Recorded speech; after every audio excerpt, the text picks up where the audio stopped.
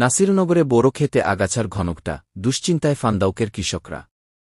স্কম্যামান media ২৪ প্রতিবেদক Nasirnagar ১৮ March 2026।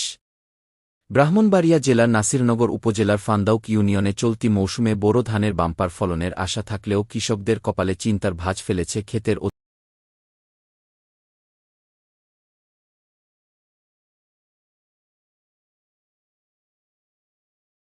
অতিরিক্ত আগাছা ও আড়াইল ঘাস।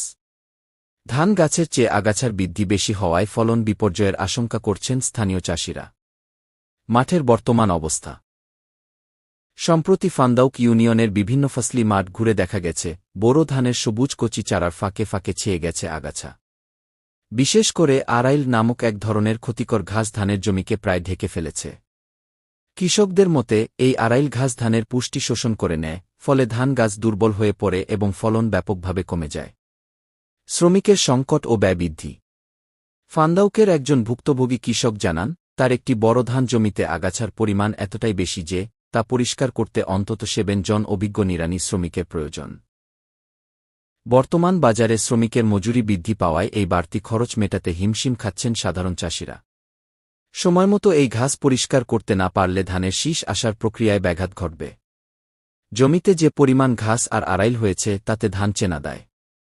7 জন লোক লাগিয়েও একদিনে পরিষ্কার করা কঠিন হয়ে পড়ছে। খরচ সামলাতে আমাদের নাবিশ্বাস উঠছে গি। স্থানীয় কৃষক, কৃষি কর্মকর্তাদের পরামর্শ।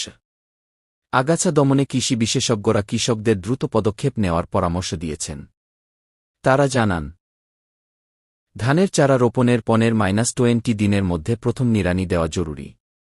শ্রমিক সংকটে আধুনিক উইডার বা আগাছা নাশক যন্ত্র ব্যবহার করা যেতে পারে। প্রয়োজনে স্থানীয় কৃষি ব্লকের উপসহকারী কৃষি কর্মকর্তার পরামর্শ নিয়ে অনুমোদিত আগাছানাশক ব্যবহার করা উচিত। ফান্দাউকের কৃষকরা আশা করছেন, সরকারি পর্যায়ে সঠিক পরামর্শ এবং প্রয়োজনীয় কৃষি উপকরণ সহায়তা পেলে তারা এই সমস্যা কাটিয়ে উঠতে পারবেন।